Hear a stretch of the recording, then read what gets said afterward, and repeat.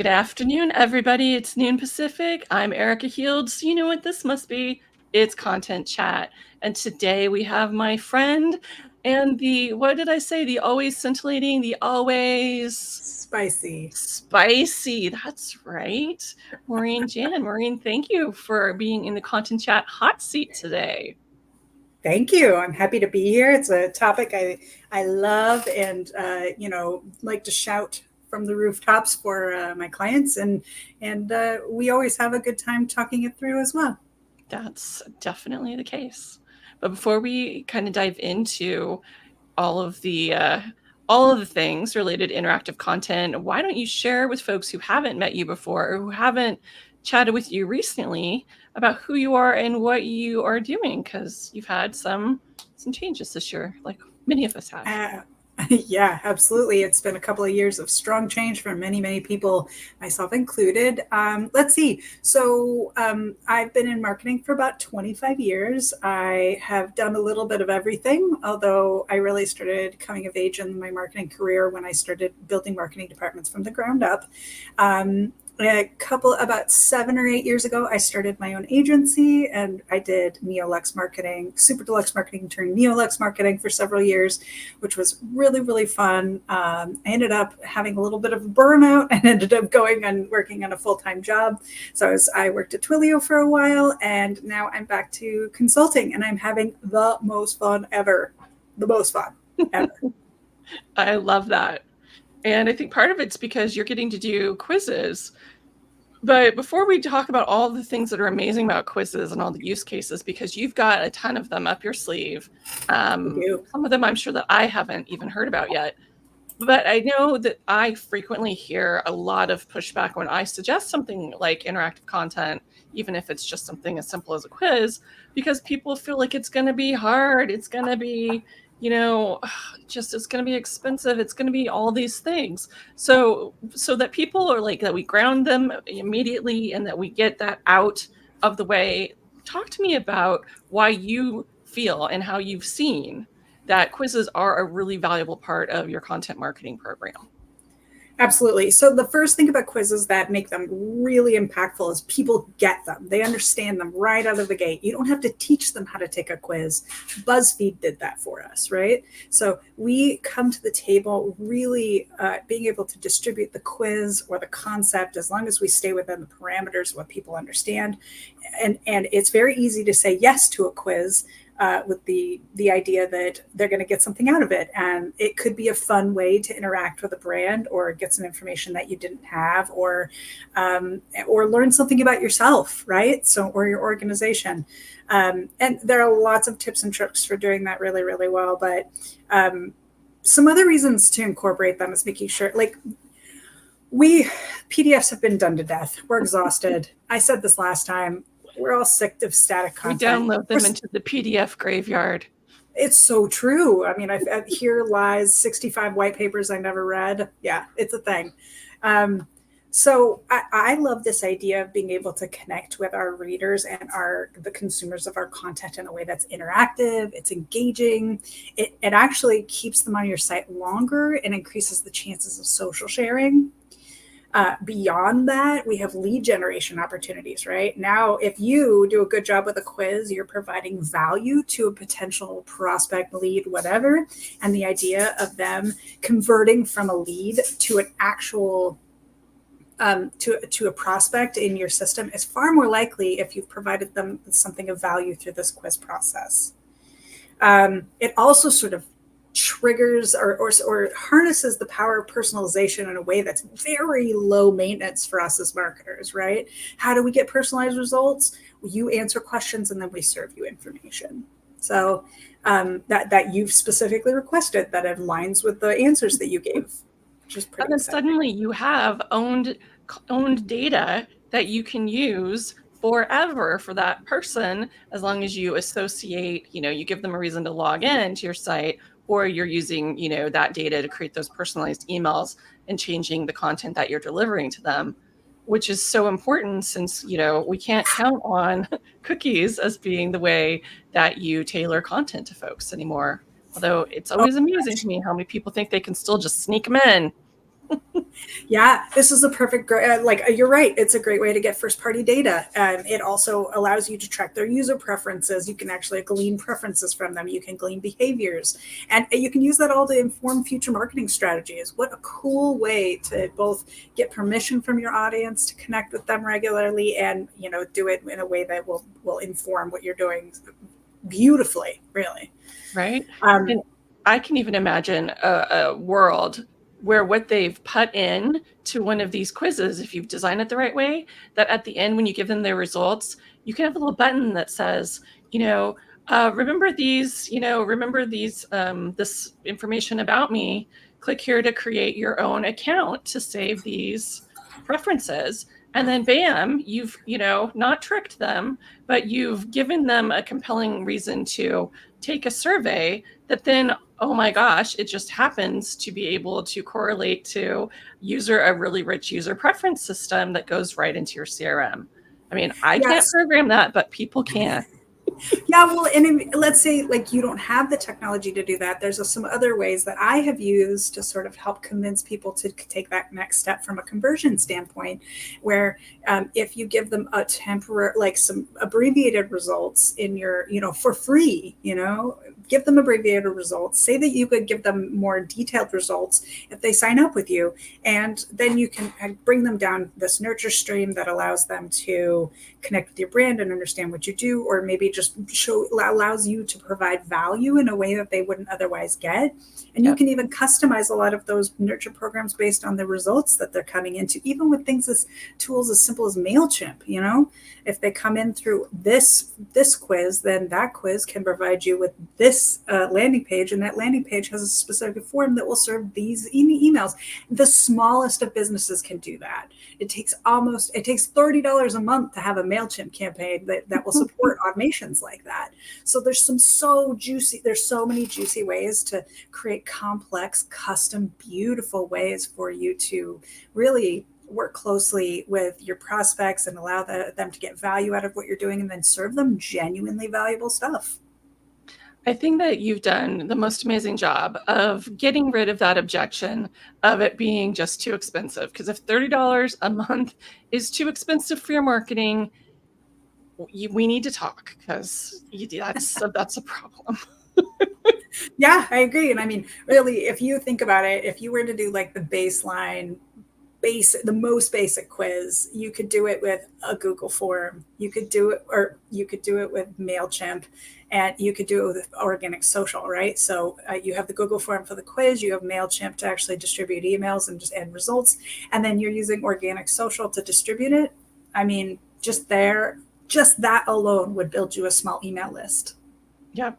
I mean, and the ROI on that is limitless. It really, but it's definitely more than $0 of ROI. So I think we have taken and buried that particular objection, which is awesome. Yeah, Now let's get into the juicy part. I want to hear some of the use cases that content marketers can consider for using quizzes and interactive content, because I know and you specifically have done a number of them, and they were all very different kinds of use cases. So I feel like that's yeah. where we spend a good amount of this juicy conversation. Yeah, absolutely. And it's my favorite part. And the thing I was going to say, like, is, as it's about compelling content, right? Both for you and for them. You can do a quiz and it sucks. And I have done quizzes that suck, by the way, and they got me nothing. And I learned a lot from them. And I think you have to break some stuff to learn some stuff to do better the next time. So no shame in that game at all. But one of the, like, if you are mapping out a specific use case, so marketers have very similar use cases all the time for every marketing campaign we do, right? Let's say it's lead qualification, or you're providing educational content, or you're trying to you're trying to offer product information, or you're trying to understand your customers better, or you're trying to understand the market better. All of those are consistent challenges across marketing, right? But it turns out that you can use quizzes to assess or solve any one of those challenges. So let's say, for instance, you were to talk about lead qualification. lead qualification, you can build quizzes by qualifying leads and assessing their needs and their readiness to purchase. For instance, like a B2B software company could create a quiz to determine if like a business's like specific scenario, let's use AI for instance, like how are you ready for AI?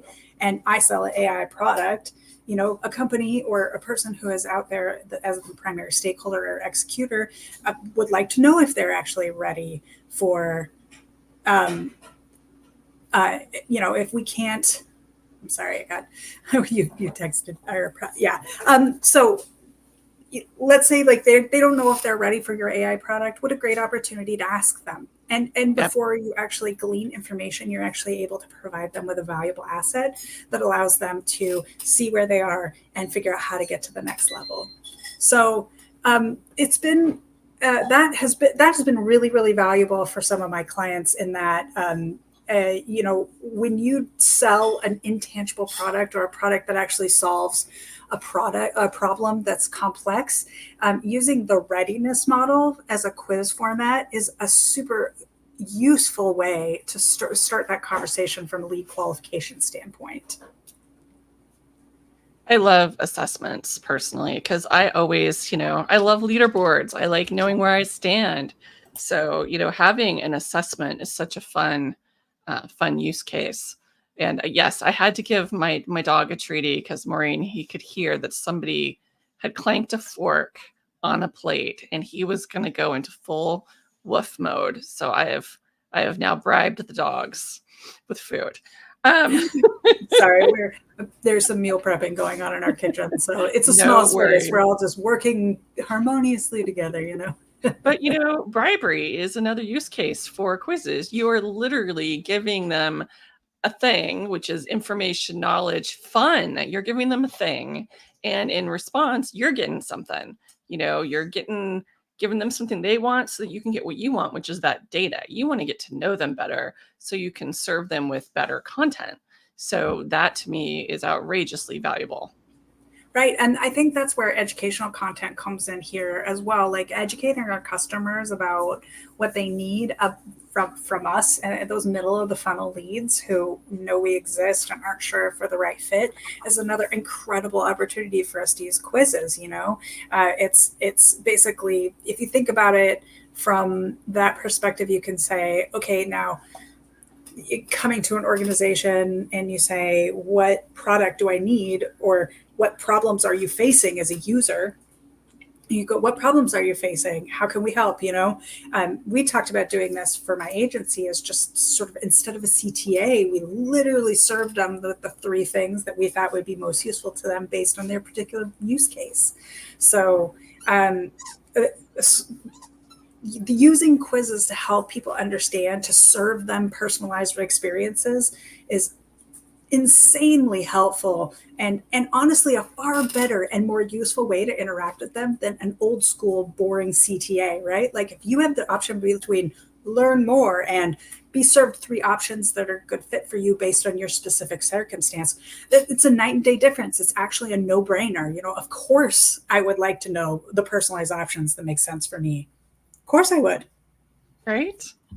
Yeah. And yet, this reminds me there is one kind of outlier, maybe use case for quizzes that when I was at a large enterprise software company, we actually did a fun little quiz. I think it was maybe 5 or 6 questions to help people get excited, like to kind of rev them up about the client conference we were having. And the bribe that went along with it is if you took the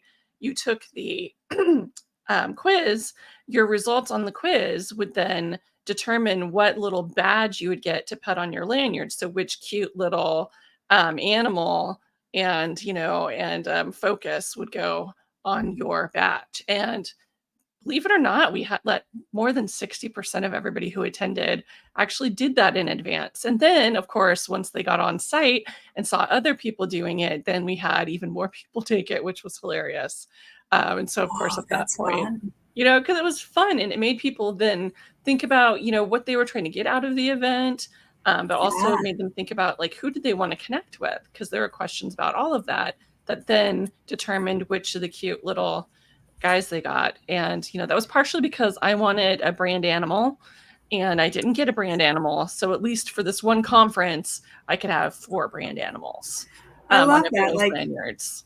yeah, the sort of Patronus approach. I love that. And That's it cute. really, because it's hard. Like, you don't want to be staring at people's badges trying to read them and trying to see what's their job title and what company, Yeah. and try to guess what you might talk to them about. You see a cute little character and it either matches or it's complimentary, and you're like, oh, hey, it's the Granimals approach to networking. Furry animals. That's so cute. What a good idea. Well, I mean, that actually dovetails really beautifully into like understanding your customers or demonstrating empathy for your customers. And I mean, what I love about that one is BuzzFeed had like started that whole personality quiz Mhm. approach.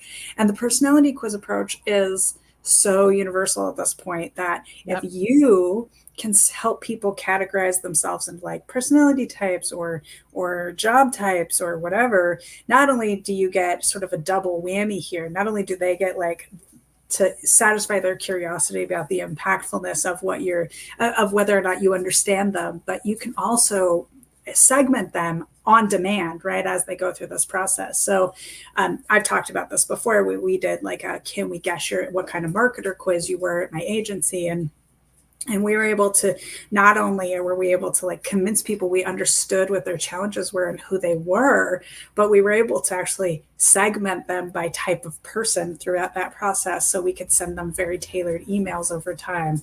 So we knew that our main market were marketing directors. That means that the people who took our quiz, who signed up for the email, we likely got it right. So then we could tailor our campaigns for the marketing directors and identify key accounts, which was a really, really cool way for us to interact with them.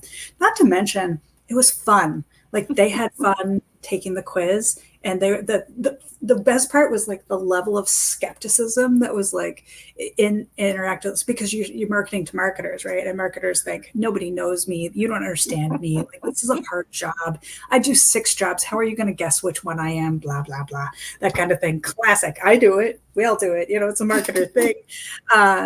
So that idea of being able to say, I see you, I get you, I can help you, and show you that I understand your challenges based on the answers to your questions. Some really juicy stuff there. So we ended up with a huge response from that. And it was such an incredible tool. And it was honestly just such a beautiful portfolio piece for all of the people at the agency that we still talk about it to this day. So, Totally. And for those of you who are watching this live, we will get to that. And we'll probably give you a nice recap of that. We'll have links in the written recap with the video on the blog too. So that way you'll be able to see all of these when we talk examples at the end of the conversation today. But yep. before we And get there, oh, go ahead. yeah, I have one more use case that was really, really cool. It Okay. was about competitive analysis. And then we can move on to other questions. Mhm. So this one was really interesting. It's one of my most recent quizzes. And for instance, I work for an organization who does training for the restaurant industry. And it's pretty well known that customer service in that industry is really, really challenging. And so we just recently did a grade your training provider quiz. And so right? And even it's anonymous, you don't have to tell us who your training provider is. However, you can go in and figure out how they fit on the priorities to the company I work for. For instance, customer service, pricing, ease of taking the test, passability, that kind of stuff. And so based on 5 key points that were important to our advantage, we created this quiz and said, how is your quiz, or how is your provider doing against these metrics? And so people would get grades for their training providers, and anything C or below, what a juicy opportunity to come at them with like, we can do better. So we have a really fascinated sequence right now. So if you're an AB, congratulations, that's awesome. If you ever want to, additional service or additional support, like let us help you. We have some cool stuff. And then the other half is like, it sounds like you're frustrated. How can we help? Here are a couple of things that might be useful to you. So what a lovely way to use a quiz to see what the competitive landscape looks like and to help people self-select that. And the thing is if they're really dissatisfied, if you have an optional text box as part of the survey, they might even tell you who their provider is and why it is that they are just so frustrated, because people want to vent. It's universal. There's like 4 providers on this, so like it's pretty easy to guess. But you're right that if you have a bigger market, that's a phenomenal way to collect that kind of information. So hopefully that's inspiring to somebody, because like I'm just learning as I go and finding ways to like leverage these quiz formats. And I think of a new way all the time to sort of pivot a quiz to be an interactive way to provide them information while also receiving something as an organization, which is something I think we've been missing for a while as marketers, and why quizzes for me as a content marketer are so juicy, because it gives us a real connection with those folks and it allows us to give as good as we get. And we know that the stuff is a smart tactic because magazines have deployed, the little quiz, like the Cosmo quiz. That's sometimes people would buy the entire magazine for that. So if you can like replicate something that is so interesting to your audience, that's so compelling that they'll give over their personal contact information, that's the same thing. It's about having something that is that juicy thing that they can look forward to, because they know that you won't just stop at one quiz. They want to know what your next quiz is. So Yeah, and after we did that the horoscope quiz, we did a how burned out are you as a marketer quiz. Also, it wasn't an are you burned out, it was how burned out were you, right? So then we had that whole conversation, and people were just very curious just to have us confirm what they already knew. And a lot of times these quizzes are that, right? Like if you think about the yeah, how, rate your training provider, they already know their training provider sucks, that's why now they're over is in your content. right, right. And so now you're just confirming that. And, however biased or whatever, because it's your quiz, of course you're going to be biased. There is a human need to be validated that way, which I think you can provide. And if you do it in a way that's like less biased than some, it can be very useful and a great way to connect.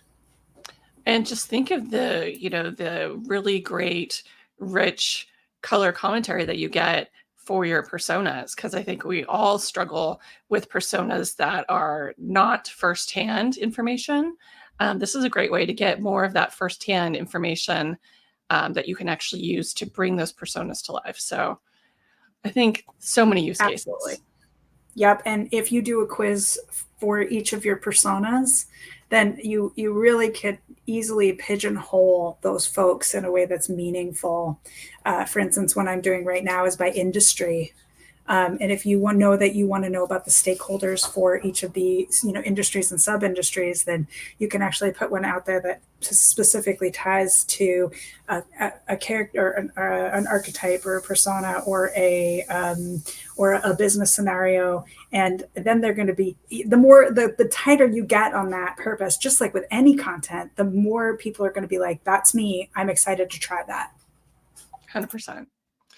So now that everyone can see, okay, you're going to get a great return on your investment and it's not going to cost that much in the first place, and there are billions of different kinds of ways that you can use this data, different kinds of content you can do, how do you get started? Like, what do you need to be considering, like from the planning of the content all the way through to the distribution of that content and the follow-up? Like, what, from the nuts and bolts, from the minimum viable quiz to the doing it right? So maybe we start with the minimum viable quiz and then talk about the doing it right, because at this point you're a pro at this, and so you know how to do more than just the seat of the pants woo. But for some folks that is a good way to get started.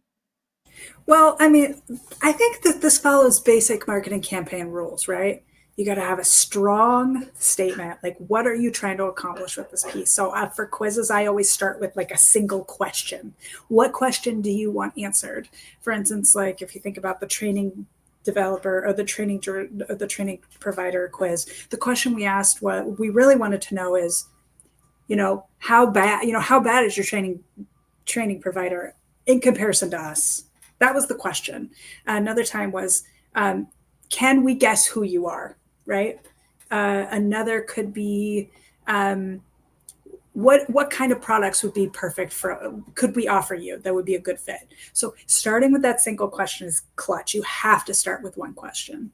And if you try to do too many questions, you will find that the quiz is all over the place. It's super confusing and it's going to be really difficult to score. So start with a single question.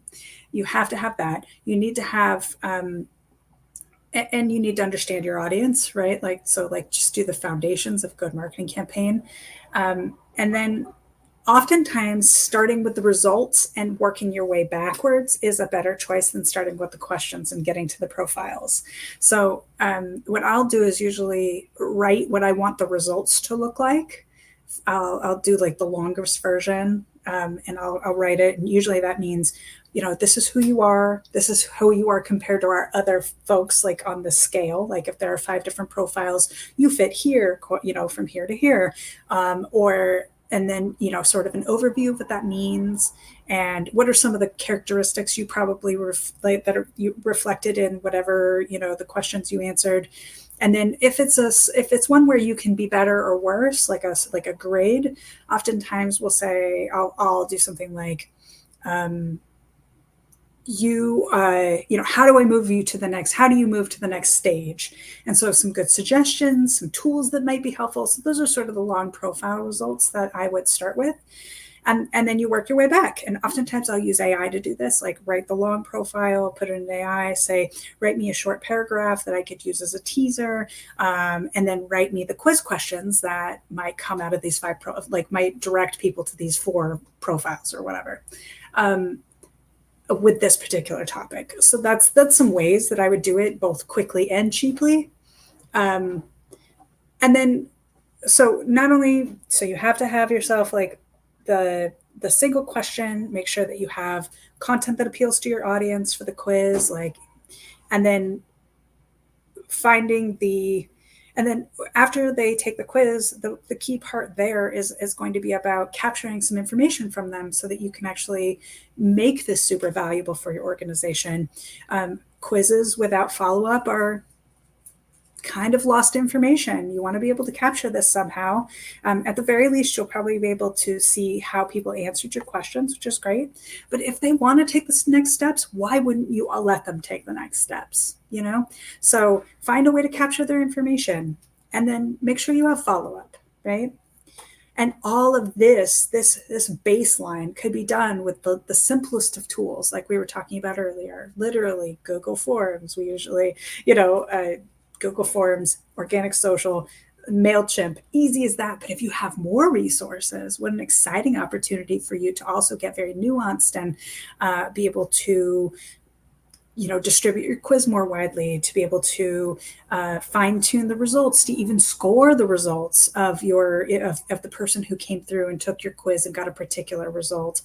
And then making sure that they not only after the quiz results or the email response, like the email nurtures you might put them in, could also take you to another stage in the buying cycle. What else could you offer them to make them opt in again? So there's a lot of exciting ways that you can activate these campaigns in a way that have a lot of legs, that can keep your person engaged, that can get them excited and potentially become a full-blown sale. I know with our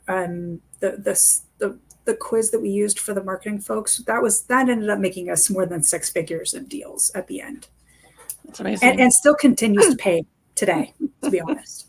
Yeah. And how did you primarily source the people to take it? What was your distribution strategy for that?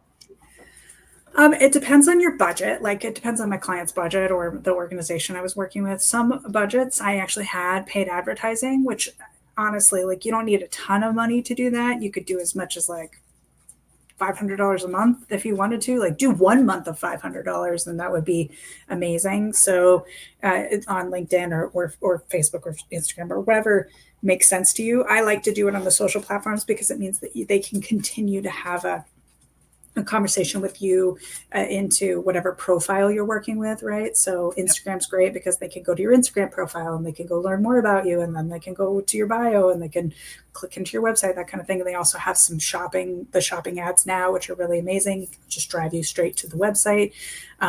So I love the idea of sort of piggybacking on places where you're going to actually be able to dive deeper into what you're doing. So you could do this something as little as like something as elaborate as a multi channel campaign. I definitely use email marketing for almost all of my clients because it's such an it's owned property.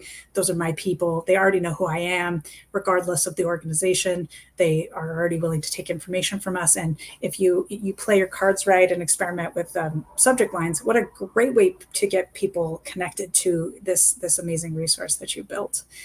I use a lot of organic social because this is super shareable content. I honestly we dropped that quiz for marketing personalities 3.5 years ago, and I still get 10 to 20 people taking it a week. I So believe it because I still share it with people. And for those of you who are getting the FOMO right now, I promise we'll talk about it a little bit more, and we will definitely share the links so that way you too can find out if Maureen was able to guess what kind of a marketer you are. And spoiler alert, yes, she will. yeah, not just me. I did have a team at the time, and they were all Yes. amazing and contributed tons to this quiz. It was really, really fun. So, yeah. So those are just a couple of ways that you can get the word out about your quiz in a way that really will get people excited about it. Well, I think people, are pretty comfortable with using, whatever their email tool is and driving to something like, like a Google form, or even using a Survey Monkey or something like that. And those are all very good options for doing a standalone quiz and integrating it into an email series of some sort. But what about if your goal is really to have more time on site and to be able to give people, a reason to, after taking the quiz, maybe find, related content on your site, all while just staying there and, getting that kind of, validation and warm engagement on your owned properties? Do you, what are some of the tools that you would recommend that people consider using for that? Because I know you've done it on a bunch of different kinds of platforms with a bunch of different Yeah. tools. Yeah. So it's interesting. There's two ways to do this, right? If you go to a quiz provider or quiz app, you can have it natively on their website. And oftentimes you can customize things like URLs and things like that. But the analytics are a little tricky to track when you go that direction. Oftentimes most quiz providers also have an embed option. That's also a great way to go because then you can actually keep them on your site. But the user experience isn't as nice. Like I think about Typeform, for instance, their native experience is beautiful, and you can really customize those backgrounds and create sort of just genuinely a stunning experience. Whereas if you were to take that stunning experience out of the Typeform program or Typeform platform and put it on your website, it's going to lose something because it's going to look like an iframe. And I don't know if this dates me or something, but like this idea of like the embedded scrolly window within a window stuff is, it's a Not little very dated. compelling. Yeah. No, but you can customize it so it looks pretty native and make sure that the window is big enough and that the background's white or whatever the background of your website is, and make it look a little more integrated, which is great. So you just got to tweak it, mess around with it a little. I have done ones on Gravity forms where they were embedded in a WordPress and right into a WordPress website. That was probably our most complex quiz in that we had 3 different rubrics we were trying to go across to figure out who was what and what they did and who they were. It was extremely complicated. But even with that more complicated scoring mechanism, it cost me about $2,500 to stand up that quiz. No, not at all. And that was leveraging a developer. It was leveraging a license for Gravity Forms, and then also, obviously our WordPress instance. So that was the most complicated. And what I found was, man, those results were custom. It looked beautiful on our website. And it was seamless, and we were able to sort of hook it right up to, in this case, we used MailChimp to ensure that the custom, like the triggers for the next stage were very, very beautiful and built in. Our results pages were gorgeous. But it was more expensive, and it was a ton more work on our side. So there's a couple of different those are ways that you can do it. What's nice is that at the end of almost all these quiz programs, they allow you to push to a native or your own page on your website, and that I think is where you really the money and the magic happens, right? So oftentimes I use that opportunity as a place for, like, if I serve them in the quiz platform a summary of their results, and I say, oh, do you want to get more, you want to get deeper results, you want deeper insights, do you want to get next week's installment of our newsletter, whatever, whatever it is, you have them put in, either click into a web or click to one of your pages on your site where they can sign up, or provide them with tools that they might also like, or resources they feel are valuable. But I think the promise really has to be there of something really juicy and really valuable to help them take that next step. Totally agreed. And your content was definitely juicy. So I think it was easy for them, easy for people to see the value that they were already getting with the little taste of it. And so I love that 100%. We got a lot of comments about giving away the answer for free, like without exchanging email address information. So that's been my model since then, was thank you for giving me the answer. I loved that I had an option to dive deeper if I wanted to.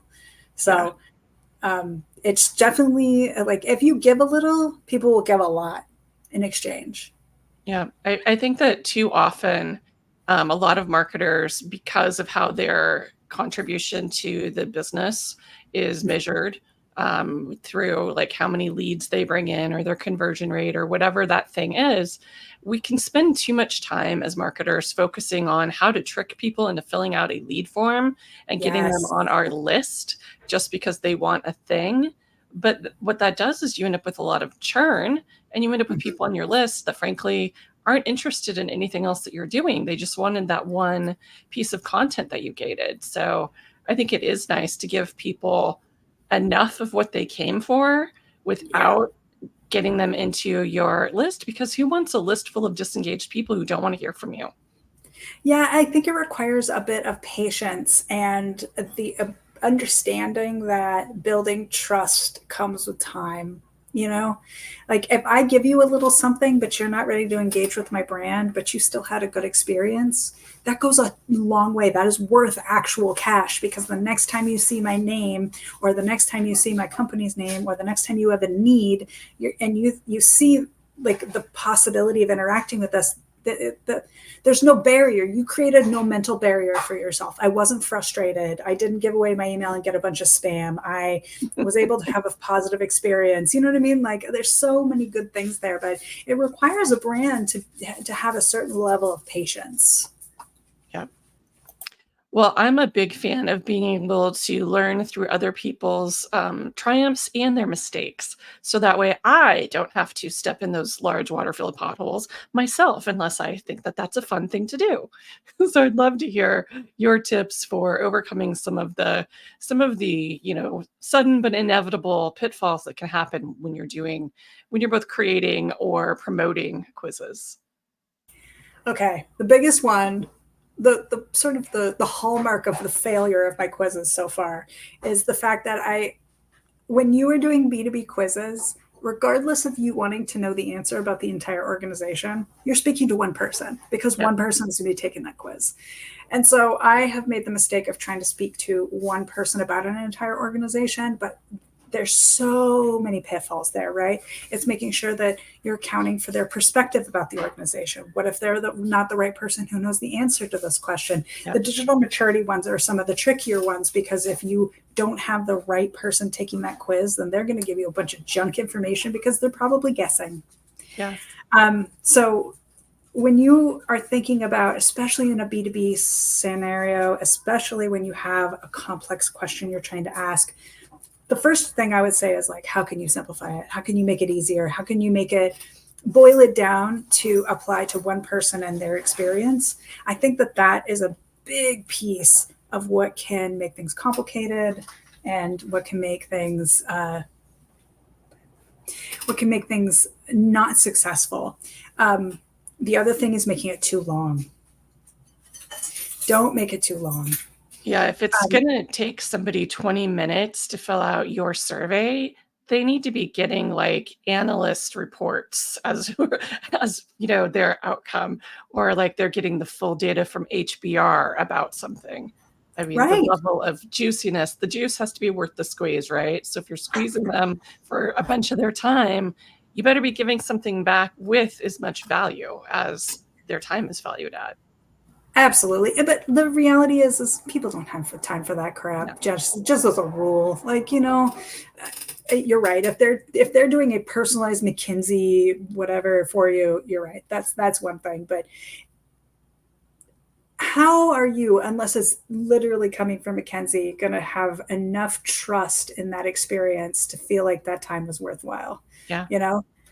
So, what I usually do is 10 to 15 questions max. And they also need to be simple questions. Don't make me think too hard. If you make this too hard for me, I'll leave. That's just what's going to happen. So if you make them 3-part questions with deep summer, essay roots, you're going to lose people. They're not going to convert. They're not going to finish. It needs to be so. This actually sort of leads to the next stage of that particular question is that, when you think about where that quiz falls on your funnel, it should probably be on the lighter side, right? Where the questions aren't so difficult. They're easy. The reason why they're there is because they have a problem. How can you help them solve that problem? How do you use this quiz to help identify the best way to solve that problem? Might be a good way to do it. Or something about themselves, right? Because they know themselves pretty well, or at least they think they do, and they have a knee-jerk reaction, and they'll be able to answer those questions quickly. But making the questions having it be too long, or having the questions be too complex, man, I've broken all of that. I've broken all those rules and seen them go down in flames. The next thing I think that I have struggled with quizzes is getting them distributed. If, for instance, like in my case, I had a B2B client, they were trying to get their information out on LinkedIn, but they didn't have a big audience on LinkedIn. Man, and we weren't a big company to start with, right? So distributing that, even having people share to their networks, is still not impactful enough to get the kind of volume we're looking at. So, that's a problem I'm actually grappling with right now with a different client. And how do we get the word out there? And what we came down to is just advertising. We're going to have to pay for a little bit to get the word out, which have you hopefully used have you done influencer outreach in order to get influencers to share as well? Because that can be, I mean, again, depending upon the relationships that the brand has with people, which maybe they haven't been building those raving fan relationships either. They're new to a lot of things, and so I'm finding that I'm having to. We have this amazing opportunity to start building this stuff, but it's a start building phase. We're laying foundation. So, but we don't want to lose this opportunity with this quiz. It has a lot of legs. It can go on. The nice part is it can live a long time. It's not time limited. Exactly. We have some opportunities. So we can experiment a little, like what will work and what doesn't. And we're thinking about putting it on pop-up on the website and stuff like that. So some cool things to think about. But just making sure that you're distributing it in a way that's meaningful. And here's another thing that's kind of tricky. If your audience is mostly customers for your email marketing, right? Tricky as well, because you're not going to get people are like, why do you want them to rate themselves, for instance? Right. But I mean, if it's a customer feedback survey, I don't want to take that. Right? But what if it's more like, is there any other products that would be useful to you? That could be a really juicy one for current customers, right? What could we do to make your life easier? What's something that, what's a problem you have in your day-to-day job related to this that nobody's addressed for you? Right. How much would you be willing to pay per month to get that problem to just go poof? Right. Great. So then you have a 5-question quiz for your existing customers to help them understand what you could do better for them. Amazing. Love that. Well, we left time because I want to have you be able to spend some time to kind of go through. I think there were going to be 3. Are we going to do 3 or 2 of your examples of some, like full on like campaigns to talk about what it was, how you executed it, and then what the results were. Because, I know two of them specifically are kind of different, because one was really like an in the moment kind of time bound, getting really truly personalized to that time and place kind of ongoing email series, without spoiling yet what that was, versus the other one, like you said, is still ongoing and still has some evergreen content. So those to me were two very different use cases, because of one being that more like time bound aspect. I'm assuming the time bound one is the horoscope zodiac thing, right? Okay, Yeah. yeah. It was fun. So I definitely can walk people through that. That's no problem. I will tell you that a garbage truck decided to turn up right now, which is so exciting. It's just always so much fun. It's a So Monday. it's Mondaying so good right now. So I let's start with that. Okay. The what kind of marketer are you quiz? Where would be the best place to put that? Do you think the link? If you put the link in our private chat, Alec can go ahead and add that to our LinkedIn page for this event, and then people can click through and go ahead and see it. Okay, great. And would it be helpful to just share my screen and Yeah, look at it please do. all together? Awesome, Yeah. that'll be fun. I love that we're trying some stuff. I don't think we've done it this way before. Okay, so I am going to put this on my big screen so it looks nice. And then I think if you hit your present button, you should be able to choose share screen. I think I got it. All right. And so I'm going to add that to the stage. Lovely. And I'm going to make it big. So Neolux Marketing is no longer in business at this point, but I keep the website up because of this quiz, to be quite honest. And eventually I'm going to transition the quiz to my own website, which is maureenjann.com. But you can see we actually had custom art done for each of the different profiles. So we actually treated it like a what's your sign, like quiz. It's about, zodiac themed, can we predict what kind of marketer you are? And even there, like we were able to, one of our employees at the time, Jess Nears, she was so funny. She's actually a real life psychic, and she did some fun videos to sort of illustrate the humor / impactfulness of understanding who you are. There you can see her crystal ball as a disco ball. It was just very, very funny. It totally makes me think of John B from Pee-wee's Playhouse. And I heard we were using Miss Cleo from the 90s. So you can see we had like each of these were pieces of custom art that a local artist in Seattle did for us. She was amazing.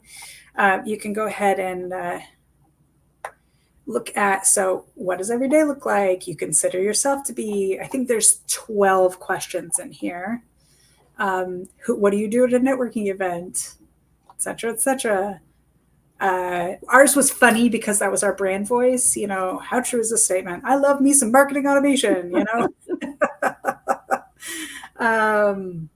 So when the sales team closes a deal, you don't ever really know because your systems aren't aligned.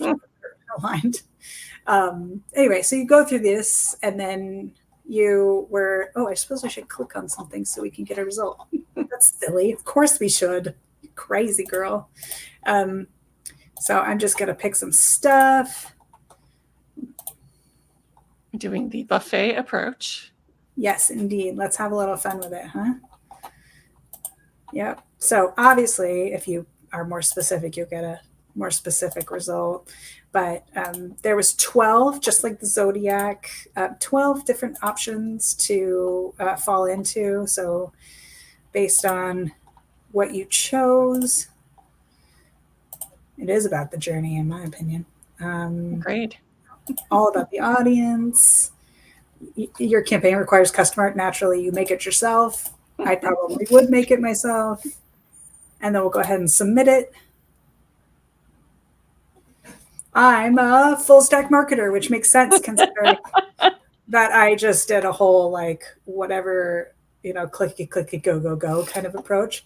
But the art was all created, and it's this beautiful digital piece with some fun flecks and gold. And then it talks about you do it all. You don't shy away from any aspect of marketing, from SEO to email marketing to social media. And so many people fall into this category of the full stack marketer. You're able to switch between disciplines, stretching your creative chops, blah, blah, blah. You can take a quick survey. How did we do? Or you can go ahead, but wait, there's more. You have your full marketing profile emailed to you now, and you just go ahead and here you click, click, click. And the small print about, we also send a monthly horoscope tailored just for you until May 2022. I mean, that was such, like, when you want to talk about an offer that you'd never see, that is a promise for, getting a monthly email for, however many months that was. That's really cool. Like, you're going to get some tailored content for a set amount of time every month. Super cool. For you as a full stack marketer. So we did 12 horoscopes every month with the help of Jess, our psychic, and we made a video for all of them, what's to come in that month. And we were able to do what the phases of marketing were. And it was funny and it was smart and people loved it. We had something like a 40% retention rate because they were just they were engaging and they had a personality and they had a real perspective. And it really made people think, which was really, really cool. So yeah, that was a really fun project. Those horoscopes were a blast. They really were. I'm going to pull up the other one here we go. You should still only see one, right? That's great. Mm-hmm. Okay, great. So this is another one that we launched this year. We may have to remove the one that you are sharing and then reshare. Let me try to just exchange. I'm just going to refill it. Here we go. Oh, fancy. So that last one was a WordPress quiz. It was on our website and it was embedded. This one's actually a Typeform one. And I love that your first initial reaction was, that's so fancy. Because it is a beautiful experience. Typeform does a lovely job. It's pretty full screen. It allows us to sort of just really be submerged into this quiz experience without being distracting. Yep. So I love that. So do you feel your training provider demonstrates empathy? Sometimes. We're going to give a middle of the road option. So you can go through this process. And basically, we're just literally rating the training provider. Yeah, they're fine. I mean, they're okay. They're okay. They have room for improvement. Yeah, so that was a 9-question quiz. And Typeform, if you've ever used it, it's like filling out a Mad Lib, which I just love. Go ahead and submit that, and it'll give us some. So this one we had to do a submission and then the results. Now that they have our email, or we have their email address though, so we're giving them a C. It's just this quick overall approach, and then they will now get the full results and some other questions from us. Or some other information from us that will help them, make decisions about what they want to do next. But it's a pretty fascinating experience. This one's a little less custom, so we couldn't do as much. And I'm also doing some interesting stuff with we're actually building on our marketing automation at the same time as we're launching things like this. So we're like building a thing and then building the marketing automation for it, and then building another thing and then like making sure that this still works, and that also that we're adding onto it for nurtures and drip emails and things like that. So it's been fun, but it's also very build the airplane as you fly it. I'm pretty sure that a lot of people watching can relate to that. Yeah, I mean, the marketing stuff has been a really, really fun to experiment with, and it's allowed. It's given me an opportunity to sort of stretch my my muscles a little and bring back all of that building marketing department from the ground up stuff. And using a quiz as sort of an impetus to really dive into the automation side of things has been a really good use case. But because it does help show, not tell, about the importance of automation and what it can do to help you, execute campaigns more efficiently. Totally. And it becomes that forcing function for actually getting the work done, for getting everything set up, instead of it being something that people can delay making a decision about or put off. All of a sudden, they've got a good reason to make it happen. Yeah, use case, use case, use case, right? Like if we can fix this one thing, we can make this one thing happen. And just show stakeholders and leaders like what that means and how it can do great things for you. Really, the sky's the limit after that. So I work with a lot of small companies. I work with like a huge variety, everything from enterprise all the way to like mom and pop shops. So I've seen the gamut of it.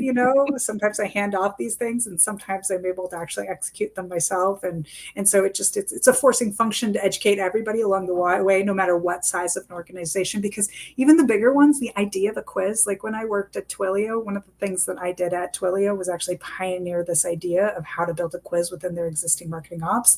And it was really fun. It was really cool, and it was very complicated because they had the legal stuff, and then there's the PII conversation. So, if you're struggling, you're thinking about this idea of a quiz and struggling with this.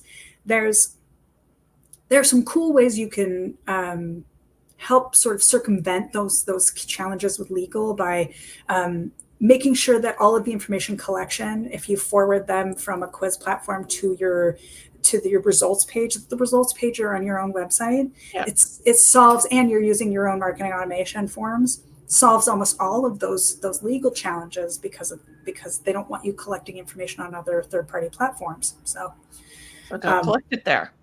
Yeah, exactly. Just don't. That's what I came up with too, and that's what I advised, and that's actually how I ended up running, one of the quizzes that I built when I was there. I love that. Yeah, well, we're just about out of time for today, but where can folks find you regularly and get more Maureen more of the time? So I'm on LinkedIn. I try to post regularly, although I've been super busy lately, which is always good, but also means that I'm just not online as much. But yes, definitely reach out to me on LinkedIn, Maureen Jann, or you can find my website, maureenjann.com. It talks about the results of the quiz, the horoscope quiz that I showed everybody today. Talks about the results, and I have a little case study page, just talks about how that converted for us and what sort of impact it made. I mean, we're still talking about it years later at this point. So, I mean, if that isn't a testament, I don't know what is. But yeah, those are probably the two best ways to get a hold of me. Or you can email me directly at maureen@maureenjann.com. Well, thank you so much for just unpacking all of this, wealth of knowledge that you've gained from doing this stuff, because I love quizzes. I love thinking about how we can have that kind of interactivity, and it doesn't have to be hard. And I feel like you've shown some really great examples and helped people make the business case for taking the chance on doing this, because it doesn't have to be a huge investment. But once you can show how much value you can get from it, then you can invest more, and it becomes a really nice virtuous cycle and helps you to have something fun to do in your content strategy. Even if you have a boring, highly regulated industry that you're working in, it doesn't matter.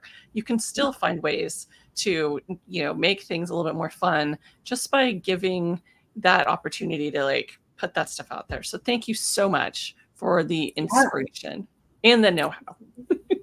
Oh, absolutely. It was fun, and I love sharing it. And I think that as content marketers, we've been waiting and waiting and waiting for something to help us sort of liven things up. And since nothing has thrown itself in our face or become revolutionary, we have this opportunity to create sort of micro moments where we can make things more interesting, and we don't have to necessarily, buy a $10,000 tool to do something that engages people in a meaningful way. Exactly. I love that. Have a fantastic rest of your week, and everybody, we'll see you next week right here on Content Chat. Bye, everybody.